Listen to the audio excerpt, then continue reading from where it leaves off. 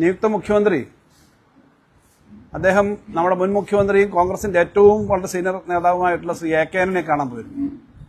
അപ്പൊ അദ്ദേഹം പറഞ്ഞു, കേരളം 2001 അദ്ദേഹം മുഖ്യമന്ത്രി ആയിരുന്ന കാലത്തുള്ളതിനേക്കാളും വല്ലാത്തൊരു അവസ്ഥയിലാണ്, വല്ലാതെ പാപ്പരായിരിക്കുകയാണ്. അപ്പൊ അദ്ദേഹം ആദ്യം പറഞ്ഞത്, നിങ്ങളാരും ശ്രീ സതീശനോട് കൂടുതൽ കാര്യങ്ങളൊന്നും ചെയ്യാൻ പറയരുത്. എന്നിട്ട് ഒരു ഉപദേശം കൊടുത്തു, നിങ്ങൾ കാര്യങ്ങളൊന്നും ആവശ്യമില്ലാതെ ചെയ്തു കളയരുത്, വല്ലാത്ത കുഴപ്പത്തിൽ ചെന്ന് ചാടും. അതുകൊണ്ട് കുറച്ച് സമയം കൊടുക്കണം. ആദ്യമേ ഇതെല്ലാം ചെയ്തു കഴിഞ്ഞാൽ, അദ്ദേഹത്തിന്റെ ഭരണത്തിന്റെ എക്സ്പീരിയൻസ് വെച്ചായിരിക്കും, ചെയ്തു കഴിഞ്ഞാൽ അപകടത്തിലാവും. അതുകൊണ്ട് ജനങ്ങൾ കുറെ കയ്പുനീര് കുടിക്കട്ടെ, കയ്പുനീര് കുടിക്കേണ്ടി വരും എന്നാണ് അദ്ദേഹം പറഞ്ഞത്.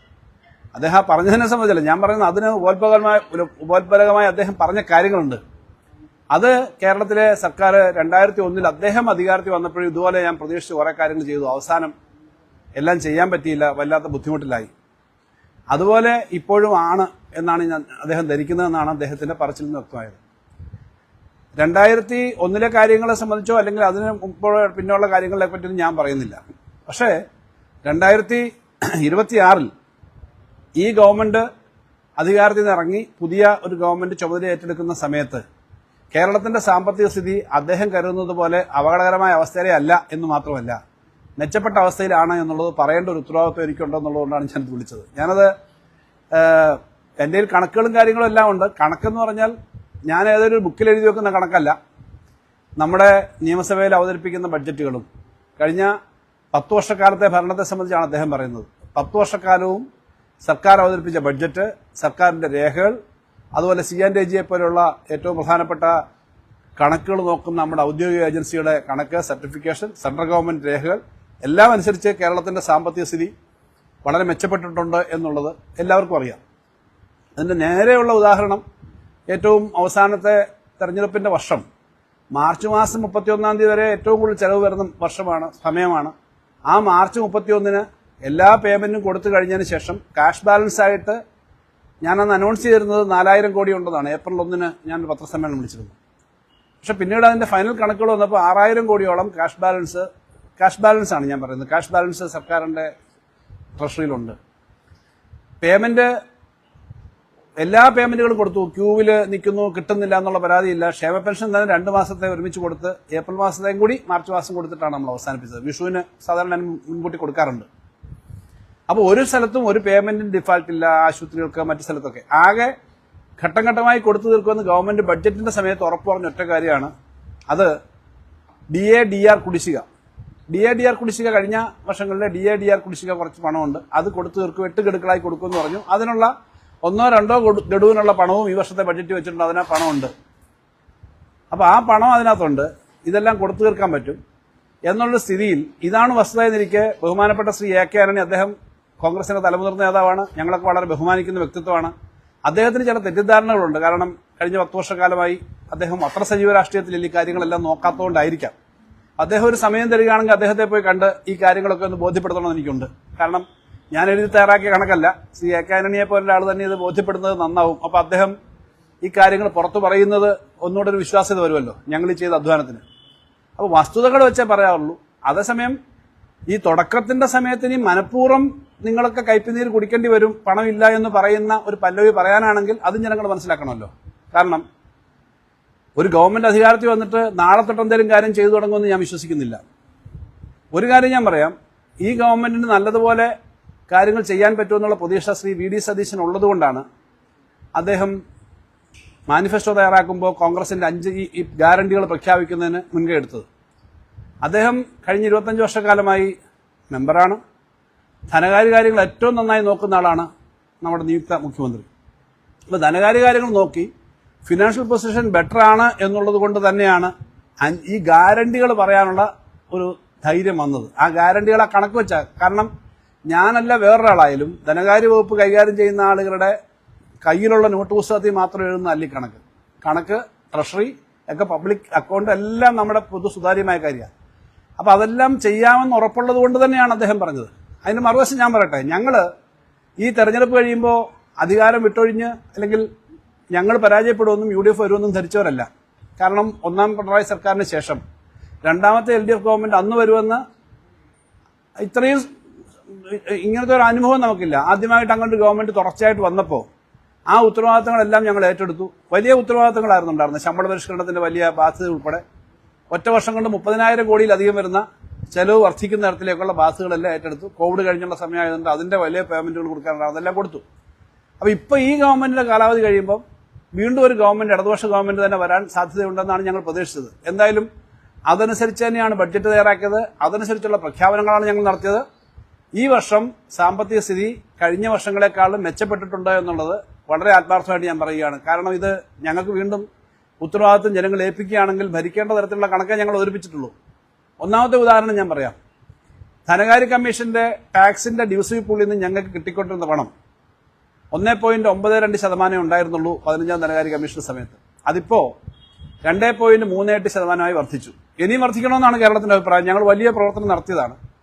ആ വർദ്ധിച്ചത് കാരണം കഴിഞ്ഞ വർഷം കിട്ടിയ ടാക്സിന്റെ ഡിവിസീവ് പൂളിൽ നിന്ന് കിട്ടിയതിനേക്കാളും 10,000 കോടി രൂപ അധികമാണ് ഈ വർഷം കിട്ടുക. അത്രയും വ്യത്യാസം വന്നു. അപ്പൊ ഈ കഴിഞ്ഞ വർഷത്തെ അതേ പെർസെന്റേജ് ആയിരുന്നെങ്കിൽ ഈ വർഷം കിട്ടുന്നതിനേക്കാളും 10,000 കോടി രൂപ അധികം കിട്ടും. എന്ന് പറഞ്ഞാൽ കഴിഞ്ഞ വർഷം 27,000 കോടി കിട്ടിയെങ്കിൽ ഈ വർഷം 37,000 കോടിയോളം കിട്ടും. 10,000 കോടി അത് വന്നു. പിന്നെ GSDPയുടെ വളർച്ച കാരണമുള്ള വരുമാന വർധന, അങ്ങനെ 10,25,000 കോടിയെങ്കിലും ഏറ്റവും കുറഞ്ഞത് കേന്ദ്രത്തിൽ നിന്ന് കിട്ടാനുള്ള പണങ്ങളിൽ ചിലത് കിട്ടിയിട്ടില്ല. അതായത് റവന്യൂ ഡെഫിസിറ്റ് ഗ്രാന്റ് പോലുള്ളത് തന്നിട്ടില്ല. എന്നാലും നമുക്ക് ഇത്രയും പണം വരും. അപ്പൊ നന്നായി ഇത് ചെയ്യാൻ കഴിയുമെന്നുള്ള ആത്മവിശ്വാസം കൊണ്ടാണ് ശ്രീ VD സതീശനും അദ്ദേഹം മാത്രമല്ല ബാക്കി UDFും ഈ ഗ്യാരണ്ടികൾ പറഞ്ഞത്. അപ്പൊ ആ ഗ്യാരണ്ടി കൊടുക്കുന്നതിനൊക്കെ സമയമെടുത്ത് കാര്യങ്ങൾ ചെയ്താൽ മതി. ഇപ്പൊ അടുത്ത ദിവസം തൊട്ട് തന്നെ ചെയ്യണമെന്ന് ഞാൻ പറയുന്നില്ല. അവര് ഇതൊക്കെ നോക്കി 2-3 മാസമൊക്കെ വേണ്ടി വരും പഠിക്കാൻ. അതൊക്കെ പഠിച്ചിട്ട് ചെയ്താൽ മതി. പക്ഷേ വരുന്നതിന് മുമ്പ് തന്നെ ഇങ്ങനെ കാര്യങ്ങൾ മനസ്സിലാക്കാതെ കയ്പുനീര് കുടിക്കേണ്ടി വരുമെന്ന് ജനങ്ങളോട് പറയാൻ പാടില്ല എന്നുള്ളതുകൊണ്ട് ഞാനിത് പറഞ്ഞതാണ്. അങ്ങനൊരു കാര്യം പറഞ്ഞ് പണ്ട് സ്ഥാപിക്കാൻ ശ്രമിച്ചതുപോലെ ഇനി പറഞ്ഞാൽ ജനങ്ങൾ അത് മനസ്സിലാക്കും. കാരണം ഇത്രയും കാഷ് ബാലൻസ് ഉള്ള ഒരു ഖജനാവ് ഏൽപ്പിക്കുകയും വരുമാനത്തിൽ വർധന വരികയും ഒക്കെ ചെയ്ത ഒരു സാഹചര്യം ഞാൻ പറഞ്ഞല്ലോ, ഞങ്ങൾ അധികാരത്തിൽ തുടരുകയായിരുന്നെങ്കിൽ ഞങ്ങൾ ഈ പറഞ്ഞ കാര്യങ്ങളൊക്കെ ചെയ്യാൻ പറ്റില്ല. ഇപ്പൊ ശമ്പള പരിഷ്കരണത്തിന്റെ കമ്മീഷൻ വെച്ചു. ആ കമ്മീഷനെ ഈ ഫിറ്റ്മെന്റ് ബെനിഫിറ്റ് പോലെയുള്ള ചില കാര്യങ്ങൾ തീരുമാനിച്ചാൽ മതി. ബാക്കി മുഴുവൻ പ്രഖ്യാപിച്ച DAയും DRും ഞങ്ങൾ കൊടുത്തു. ഏപ്രിൽ മുതൽ കൊടുത്തു തുടങ്ങി. അതിനകത്ത് കുറേയേറെ 10% ഇപ്പൊ കൊടുത്തത്. ബാക്കി എല്ലാം തൊട്ടു മുമ്പത്തെ വർഷം കൊടുത്തു. അപ്പൊ കൊടുത്തത് സെറ്റിൽ ചെയ്തതാണ്. നവംബർ മാസം മുതൽ നമ്മൾ സ്ത്രീ സുരക്ഷാ പദ്ധതിയുടെ ഭാഗമായിട്ടുള്ള പണവും 1,000 രൂപ വെച്ച് സ്ത്രീകൾക്ക്, പിന്നീട് 2,000 രൂപയാക്കി ക്ഷേമ പെൻഷൻ, ഇതെല്ലാം ഞങ്ങൾ കൊടുത്തുകൊണ്ടിരിക്കുകയാണ്. അപ്പൊ അതെല്ലാം കൊടുക്കാനുള്ള പണമുണ്ട്. ഇതുവരെ ഒരു ദിവസമെങ്കിലും കേരളത്തില് ഇതങ്ങനെ നിന്നുപോയോ? പത്രപ്രവർത്തകർക്ക് അറിയാമല്ലോ, പത്രങ്ങൾക്കുള്ള പരസ്യത്തിന്റെ പണം ബഡ്ജറ്റിൽ വെച്ചതിന് 50% അധികം കഴിഞ്ഞ പ്രാവശ്യം കൊടുത്തു തീർത്തു. എന്നുവെച്ചാൽ ബഡ്ജറ്റിൽ വെച്ചത് കൊടുത്ത് 100 രൂപയാണെങ്കിൽ 50 രൂപയും കൂടെ എക്സ്ട്രാ കൊടുത്തു. കാരണം മുഴുവൻ പഴയ പത്രങ്ങൾക്കൊക്കെ സാമ്പത്തിക ബുദ്ധിമുട്ടുള്ള കാലമാണ്. അതുകൊണ്ട് പഴയ പെൻഡിംഗ് ഒക്കെ കൊടുത്തു തീർത്തു. ഇങ്ങനെയെല്ലാം ചെയ്തിട്ടുള്ള ഒരു ഗവൺമെന്റ് ആണ്. അപ്പൊ അതുകൊണ്ട് ചെയ്യേണ്ട കാര്യങ്ങൾ അതുകൊണ്ടാണ് ശ്രീ AK ആന്റണിയെ പോലെ ബഹുമാനായ ഒരു ഉന്നത നേതാവിന് എന്തെങ്കിലും സംശയങ്ങളുണ്ടെങ്കിൽ അത് ദൂരീകരിക്കാനും കണക്കുകളുമായിട്ട് ഞാൻ അദ്ദേഹത്തിന്റെ അടുത്തേക്ക് പോകാം. കാരണം അദ്ദേഹത്തെ പോലെ ഒരാള്, വളരെ ഉയർന്ന പദവികൾ വഹിച്ച ഒരാള്, വളരെ നേരത്തെ മുഖ്യമന്ത്രിയായിരിക്കുകയും പ്രതിരോധ മന്ത്രിയൊക്കെ ആയിരിക്കുകയും ചെയ്യുന്ന ആള് ഉത്തരവാദിത്തരഹിതമായി കാര്യങ്ങൾ പറയുന്നുവെന്ന് ഉദ്യോഗസ്ഥന്മാർക്കും സാമ്പത്തിക വിദഗ്ധന്മാർക്കും രാഷ്ട്രീയ പ്രവർത്തകർക്കും തോന്നാൻ പാടില്ല. അപ്പൊ അദ്ദേഹം പറയുന്നത് സത്യസന്ധമായിരിക്കണമെന്നുള്ള ആത്മാർത്ഥത കൊണ്ടാണ്. രാഷ്ട്രീയം അദ്ദേഹം കോൺഗ്രസും ഞാൻ CPIM ഒക്കെ ആയിരിക്കും. പക്ഷെ അദ്ദേഹം കേരളത്തിലെ ഒരു വളരെ പ്രധാനപ്പെട്ട ആളായിരുന്നല്ലോ, ഇപ്പോഴും ആണല്ലോ, സജീവ രാഷ്ട്രീയത്തിൽ ഇല്ലെങ്കിലും. അപ്പൊ അദ്ദേഹം ആ കാര്യം പറഞ്ഞതിനകത്ത് വലിയ വിഷമമുണ്ട്. ഇങ്ങനെ പറയാൻ പാടില്ലാത്തുള്ളതുകൊണ്ടാണ് അത് പറഞ്ഞത്. പക്ഷെ അദ്ദേഹത്തിന്റെ മനസ്സിനകത്ത് വിഷമം ഉണ്ടാവാൻ ഒരു ഘടകമുണ്ട്. 5 ഗ്യാരണ്ടികൾ പ്രഖ്യാപിച്ച 3 സംസ്ഥാനങ്ങൾ ഇന്ത്യയിൽ കോൺഗ്രസ് ഭരിക്കുന്നുണ്ട്. 1 ഹിമാചൽ പ്രദേശ്, 2 കർണാടക, 3 തെലങ്കാന. ഈ 3 സ്ഥലത്തും ശമ്പളം കൊടുക്കാൻ പറ്റുന്നില്ല എന്നൊരവസ്ഥ ഇപ്പോൾ വന്നിട്ടുണ്ട്. കഴിഞ്ഞ ഹിമാചൽ പ്രദേശ് എന്ന് പറയുന്ന സ്റ്റേറ്റിലെ മുഖ്യമന്ത്രി ഡൽഹിയിൽ പോയിരുന്നു. അവർക്ക് കിട്ടാത്ത പണത്തിന്റെ പ്രശ്നം പറഞ്ഞു. അവർ 30% വെട്ടിക്കുറച്ചു ശമ്പളം. തെലങ്കാനയില് പെൻഷനായവരുടെ പെൻഷൻ ബെനിഫിറ്റ് 2 വർഷമൊക്കെ കഴിഞ്ഞിട്ടാണ് കൊടുക്കുന്നത്. വലിയ സമരം നടക്കുകയാണ്. ചില IFS IPS ഓഫീസർമാർ തന്നെ, ഫോറസ്റ്റ് സർവീസും അതുപോലെ മറ്റു ഓഫീസർമാർ കോടതിയിൽ പോയതിന്റെ വാർത്തകൾ വരുന്നു. അതിന്റെ പേപ്പർ കട്ടിങ്സ് ഒക്കെ നിങ്ങൾ കണ്ടു കാണുന്നു കരുതുന്നു. കർണാടകത്തിൽ ഏപ്രിൽ മാസത്തിൽ ശമ്പളം കൊടുക്കാൻ 2-3 ആഴ്ച വൈകി എന്നാണ് കേട്ടത്. അപ്പോൾ ആ സംസ്ഥാനങ്ങളിൽ അങ്ങനെ ഒരു ബുദ്ധിമുട്ട് വരുന്നു എന്നുള്ളത് കൊണ്ട് ഇവിടെയും ആ ബുദ്ധിമുട്ട് വന്നേക്കാം എന്ന് കരുതി മുൻകൂട്ടി ഒരു മുൻകൂർ ജാമ്യം എടുക്കാനായിട്ട് ശ്രീ AK ആന്റണി പറഞ്ഞതാണെങ്കിൽ അത് അദ്ദേഹത്തിന് പറയാം. പക്ഷേ അത് ഇടതുപക്ഷ ജനാധിപത്യ മുന്നണി ഗവൺമെന്റിന്റെ 10 വർഷക്കാലത്തെ ഭരണത്തിന്റെ മേളിൽ ചാരാൻ പാടില്ല. കാരണം ഈ കണക്കുകൾ വെച്ചാൽ പറഞ്ഞത്, ഇത് പറഞ്ഞില്ലെങ്കിൽ വീണ്ടും വീണ്ടും ഇത് ആവർത്തിക്കും. അതുകൊണ്ട് എന്ത് സംശയം ഉണ്ടെങ്കിലും ഈ കാര്യം സംബന്ധിച്ച് ദൂരീകരിക്കാൻ വേണ്ടി അദ്ദേഹത്തിന് കഴിയും. കാരണം അത്രയേറെ നമ്മുടെ ഫിനാൻഷ്യൽ പൊസിഷനിൽ മാറ്റം വന്നു. വെറുതെ അല്ല, നമ്മുടെ വരുമാനം, ആഭ്യന്തര വരുമാനം തന്നെ, നമ്മുടെ സ്വന്തം വരുമാനം കേന്ദ്ര ഗവൺമെന്റ് വലിയ തോതിൽ വെട്ടിക്കുറച്ചു എങ്കിലും നമ്മുടെ ആഭ്യന്തര വരുമാനം ഇരട്ടിയിലധികമായിട്ട് വർദ്ധിച്ചു. നമുക്ക് ഓരോ വർഷം, ഇപ്പൊ ഏറ്റവും അവസാനത്തെ വർഷം കിഫ്ബിയുടെയും മറ്റും പേരിൽ 10,000 കോടിയോളം വെട്ടിക്കുറച്ചിട്ടുണ്ട്, പെൻഷൻ കമ്പനിയുടെ കിഫ്ബിയുടെയും പേരിൽ. അങ്ങനെ പലതരത്തിലുള്ള വെട്ടിക്കുറവ് വന്നിട്ടും നമ്മൾ ഈ ഇലക്ഷൻ ഇയർ ആകുമ്പോഴത്തേക്കും ബുദ്ധിമുട്ട് വരും എന്ന് വിചാരിച്ചു തന്നെയായിരിക്കും. കുറച്ച് രാഷ്ട്രീയമായ ഒരു സമീപനം കാണുമല്ലോ കേന്ദ്ര ഗവൺമെന്റിന്. അപ്പൊ അത് ഒക്കെ ഉണ്ടായിട്ട് നമ്മൾ ഒരു കാര്യത്തിലും പോരായ്മ വരാതെ ചെയ്തു എന്നുള്ളത് കേരളത്തിലെ ജനങ്ങളാകെ ഈ ഗവൺമെന്റിന് തന്ന സപ്പോർട്ടാണ്. അപ്പൊ അത് തുടക്കത്തിലെ തന്നെ ജനങ്ങളുടെ മനസ്സിൽ കല്ലുകടി ഉണ്ടാക്കുന്ന തരത്തിലേക്ക് ശ്രീ എ കെ ആന്റണി ആദ്യമായിട്ടൊരു പ്രമുഖ രാഷ്ട്രീയ നേതാവിനെ കാണാനായിട്ട് നിയുക്ത മുഖ്യമന്ത്രി പോകുമ്പോൾ അവിടെ വെച്ച് പറഞ്ഞത് കേരളത്തിലെ ജനങ്ങളുടെ ആകെ മനസ്സിലൊരു ആശങ്കയുണ്ട്. ആശങ്കയെ അദ്ദേഹം മനസ്സിലാക്കുമെന്ന് ഞാൻ കരുതുന്നു. കാരണം അപ്പൊ അങ്ങനെ പറഞ്ഞിട്ടല്ല പോകേണ്ടത്. ഇതിനകത്ത് ഒരു കാര്യം ഞാൻ പറയാൻ ആഗ്രഹിക്കുന്നു. കേന്ദ്ര ഗവൺമെന്റ് എടുക്കുന്ന സമീപനങ്ങൾ സംസ്ഥാന ഗവൺമെന്റുകളെ വളരെ ബുദ്ധിമുട്ടിലാക്കുന്നുണ്ട്, പ്രത്യേകിച്ചും BJP വിരുദ്ധ സംസ്ഥാന ഗവൺമെന്റുകളെ. അവരുടെ കണ്ണിലെ കരടായിരുന്ന 2-3 സംസ്ഥാന സർക്കാരുകളെ ഈ പ്രാവശ്യത്തെ തെരഞ്ഞെടുപ്പിൽ അധികാരത്തിൽ നിന്ന് പുറത്തേക്ക് തൂത്തെറിയാൻ പലതരത്തിലും BJP കഴിഞ്ഞിട്ടുണ്ട്. അതിലൊന്ന് കേരളമാണ്. തമിഴ്നാടും ബംഗാളും അവിടുത്തെ മുഖ്യമന്ത്രിമാർ തന്നെ തെരഞ്ഞെടുപ്പിൽ പരാജയപ്പെടുന്ന അവസ്ഥ വന്നു. അവരുടെ തെരഞ്ഞെടുപ്പിൽ ആ സംസ്ഥാനങ്ങൾ പോയി, ആരും പ്രതീക്ഷിച്ചല്ല. അപ്പൊ BJPക്ക് എതിരായിട്ട് ഏറ്റവും ശക്തമായി നിന്നിരുന്ന സംസ്ഥാനങ്ങളായ ഞാൻ ഈ പറഞ്ഞ കേരളം, തമിഴ്നാട്, ബംഗാൾ, പൊളിറ്റിക്കൽ ഡിഫറൻസ് ഉണ്ട് ബംഗാളിലെ ഗവൺമെന്റും ഞങ്ങളുമായിട്ടൊക്കെ. പക്ഷെ ഈ സംസ്ഥാനങ്ങളിലെയൊക്കെ അവരുടെ കടന്നുകയറ്റത്തെ പറ്റി നമുക്കറിയാം. എന്തായാലും കോൺഗ്രസ് വിചാരിക്കുന്ന അജണ്ട, കേന്ദ്ര ഗവൺമെന്റ് വിചാരിക്കുന്ന, BJP വിചാരിക്കുന്ന അജണ്ട വളരെ സുഖകരമായി നടപ്പിലാക്കാൻ കഴിയുന്ന തരത്തിലേക്ക് ഇപ്പൊ കാര്യങ്ങൾ എത്തിക്കാൻ 3 സ്റ്റേറ്റുകൂടെ അവരുടെ കിട്ടി. കേരളത്തിലും BJPയുടെ ലക്ഷ്യത്തിനകത്ത് ഇടതുപക്ഷം എന്തായാലും അധികാരത്തിൽ തുടരുന്നത് ബുദ്ധിമുട്ടായിരിക്കും എന്നുള്ള കണക്കുണ്ടാവുമല്ലോ. അതനുസരിച്ച് അവർ പ്രവർത്തിച്ചു കാണും. അതിന്റെയൊക്കെ വിലയിരുത്തലും അനാലിസിസും ഒക്കെ വരുന്നതേ ഉള്ളൂ. എന്തായാലും കേരളത്തിൽ ഇപ്പോൾ കോൺഗ്രസ് ഗവൺമെന്റാണ്. ആ കോൺഗ്രസ് ഗവൺമെന്റിനെ, UDF ഗവൺമെന്റിനെ നന്നായി ഉപദ്രവിക്കാൻ നേരത്തെ LDF ഗവൺമെന്റിനോട് കാണിച്ച സമീപനം തന്നെ അവർ തുടരുമെന്ന് ഞങ്ങൾ പ്രതീക്ഷിക്കുന്നു. കാരണം പ്രതിപക്ഷ സംസ്ഥാനങ്ങളെല്ലാം ഉപദ്രവിക്കുക എന്നുള്ളത് BJPയുടെ നയമാണ്. അങ്ങനൊരു നയമെടുക്കുമ്പോൾ കേന്ദ്ര ഗവൺമെന്റിന്റെ സംസ്ഥാനങ്ങൾക്ക് വിരുദ്ധമായ നിലപാടുകൾക്കെതിരെ അതിശക്തമായ ശബ്ദം ഉയർത്താൻ ഞങ്ങളും ഉണ്ടാവും, യാതൊരു സംശയമില്ല. ഡൽഹിയിൽ കേന്ദ്രത്തിനെതിരെ സമരം ചെയ്യുമ്പോൾ, കേരളത്തിൽ കേന്ദ്രത്തിന്റെ നയത്തിനെതിരെ സമരം ചെയ്യുമ്പോൾ കോൺഗ്രസ് പാർട്ടി അതിനെ സഹകരിച്ചില്ല എന്നുള്ള കാര്യമൊക്കെ നമുക്കെല്ലാം ഓർമ്മയുണ്ട്. പക്ഷേ സംസ്ഥാനത്തിന്റെ താല്പര്യത്തിനായിട്ട് ഒരുമിച്ച് നിൽക്കാൻ ഇടതുപക്ഷത്തിനും ഉത്തരവാദിത്വമുണ്ട്. ഞങ്ങൾ കേന്ദ്രത്തിന്റെ സമീപനങ്ങളെ യോജിക്കുന്നേ ഇല്ല. പക്ഷേ നിലവിൽ ചെയ്യാൻ ഇത്രയേറെ സാഹചര്യത്തിനിടയിലും കഴിഞ്ഞ 10-30 വർഷക്കാലത്തെ കണക്കുകൾ നമ്മൾ നോക്കിയാൽ ഏറ്റവും കുറച്ച് കടമെടുത്ത ഒരു ഘട്ടമാണിത്. ശതമാനക്കണക്ക് 39%. ആകെ GST ഇപ്പോൾ 39% കടവായെടുത്തുന്ന 5% കുറച്ച് മെച്ചപ്പെട്ട സ്ഥിതിയിലേക്ക് വന്നു. ഈ വർഷത്തെ ടാക്സിന്റെ വരുമാനവും കഴിഞ്ഞ വർഷത്തെ ടാക്സിന്റെ വരുമാനം നോക്കിയാൽ ഇന്ത്യയിൽ ഏറ്റവും കൂടുതൽ കളക്ഷൻ ഉണ്ടായ 4-5 സംസ്ഥാനങ്ങളിലൊന്ന് കേരളമാണ് ഈ ഏപ്രിലിൽ നോക്കിയാൽ. അപ്പൊ അങ്ങനെ സംസ്ഥാനത്തിലെ നടന്ന പ്രവർത്തനങ്ങളെ ദോഷപ്പെടുത്തി പറയാൻ പാടില്ല. വേറൊരു കാര്യവും ശ്രീ എ കെ ആന്റണിയുടെ പ്രസ്താവന ആളുകൾ വിശ്വസിച്ചാൽ ഉണ്ടാവുന്ന അപകടമുണ്ട്.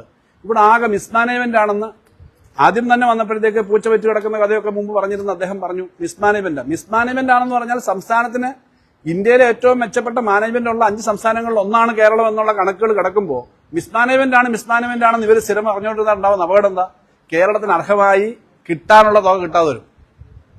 കേരളത്തിന് അർഹമായ കിട്ടാനുള്ള തുക തന്നെ നിങ്ങൾ തന്നെ പറയല്ലേ മിസ്മാനേജ്മെന്റ് ആണെന്ന് എന്ന് പറയും. മിസ്മാനേജ്മെന്റ് അല്ല, രേഖകൾ നോക്കിയാൽ റിസർവ് ബാങ്കിന്റെ കണക്കിൽ, സിയാൻഡേജിയുടെ കണക്കിൽ ഒക്കെ കേരളത്തിന്റെ ഫിനാൻഷ്യൽ ഓരോ മേഖലയിലും അതിന്റെ ഫിനാൻഷ്യൽ ഗ്രോത്ത് നോക്കിക്കഴിഞ്ഞാൽ, ഇൻകത്തിന്റെ ഗ്രോത്ത്, മറ്റു മാനേജ്മെന്റിന്റെ സ്ട്രെങ്ത് ഒക്കെ നോക്കിക്കഴിഞ്ഞാൽ നമ്മൾ ഇംപ്രൂവ് ചെയ്തിട്ടുണ്ട്.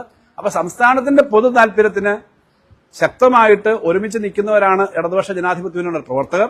അപ്പൊ ഇവിടെ തുടക്കത്തിൽ തന്നെ തങ്ങളുടെ രാഷ്ട്രീയമായ കാര്യങ്ങൾക്ക് വേണ്ടി ഇങ്ങനെ പറയാനോ ശ്രീ എ കെ ആന്റണിയെ പോലെയുള്ള ആളുകളെ തെറ്റിദ്ധരിപ്പിക്കാനോ ആരെങ്കിലും ശ്രമിച്ചെങ്കിൽ അദ്ദേഹം അത് തിരുത്തുമെന്ന് ഞാൻ കരുതുന്നു. എല്ലാ കണക്കുകളും കാര്യങ്ങളുമായി നമുക്ക് അദ്ദേഹത്തെ കണ്ട് ഡീറ്റെയിൽസ് കൊടുക്കണമെന്നാണ് ഞാൻ ആഗ്രഹിക്കുന്നത്. തീർച്ചയായിട്ടും നിയമസഭയിൽ ഈ കാര്യങ്ങളെല്ലാം പഠിക്കുകയും എല്ലാ കാര്യം മനസ്സിലാക്കുകയും ചെയ്യുന്ന പുതിയ മുഖ്യമന്ത്രിക്ക് ഇത് സംബന്ധിച്ച് അദ്ദേഹത്തിന്റെ ടീമിനും ഇത് സംബന്ധിച്ച് കൂടുതൽ ധാരണ ഉണ്ടാവുമെന്ന് ഞാൻ കരുതുന്നു. അതുകൊണ്ട് സംസ്ഥാനത്തിന്റെ താല്പര്യം പൊതുവെ സംരക്ഷിക്കണം, സത്യമായി കാര്യങ്ങൾ പറയണം, വേണ്ട കാര്യങ്ങൾ ചെയ്യുന്നതിന് സംസ്ഥാനത്തിന്റെ താല്പര്യം എന്ന നിലയിൽ അവർ പ്രവർത്തിക്കുന്നതിന് എല്ലാവർക്കും പിന്തുണയാണ്. തെറ്റിദ്ധരിപ്പിക്കുന്ന കാര്യങ്ങൾ പറയുകയല്ല വേണ്ടത്. അതുകൊണ്ടാണ് ഈ കാര്യങ്ങൾ പറഞ്ഞത്. കൂടുതൽ ആവശ്യങ്ങളും കണക്കുകളും കാര്യങ്ങളും വേണമെങ്കിൽ വീണ്ടും നമുക്ക് അടുത്ത ദിവസങ്ങളിൽ തന്നെ കാണുകയും പറയുകയും ചെയ്യാം. അതിനായിട്ടാണ് വിളിച്ചത്. സംസ്ഥാനത്തിന്റെ താല്പര്യത്തിന് മുൻഗണന കൊടുക്കുകയും സത്യസന്ധമായ നിലപാടെടുക്കുകയും ചെയ്യുന്നതിന് തുടക്കത്തിൽ തന്നെ തയ്യാറാകണം എന്നുള്ളതാണ് എനിക്ക് അവരോടുള്ള അഭ്യർത്ഥന. ശ്രീ എ കെ ആന്റണി അദ്ദേഹത്തെ പോലെ വളരെ ഉയർന്ന പാരമ്പര്യമുള്ള ഒരാൾ ഈ കാര്യങ്ങൾ മനസ്സിലാക്കി കാര്യങ്ങൾ നോക്കും എന്ന് ഞാൻ പ്രതീക്ഷിക്കുന്നു.